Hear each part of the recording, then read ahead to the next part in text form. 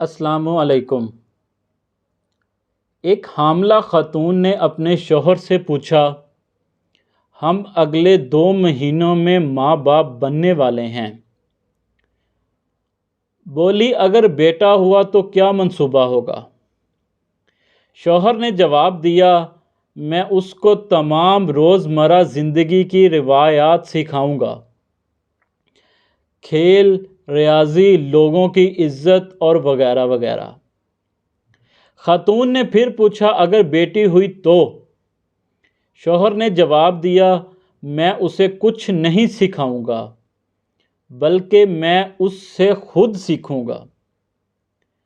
میں غیر مشروط محبت اس سے سیکھوں گا۔ میری بیٹی یہ کوشش کرے گی کہ وہ میری پرورش اپنے ایک مخصوص زاویہ نگاہ سے کرے، بالوں کی کنگھی کرنے سے لے کر ڈریسنگ تک، ابتدائے گفتگو سے لے کر انتہائی گفتگو تک، نیز کہ وہ میرے ہر کام کو اپنی زاویہ نظر سے تربیت کرے گی۔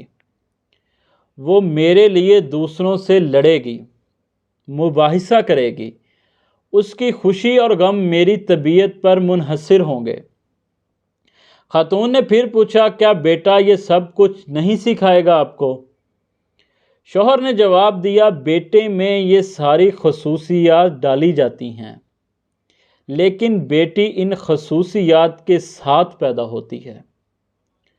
خاتون نے پوچھا، لیکن بیٹی تو ہمارے ساتھ ہمیشہ نہیں رہے گی؟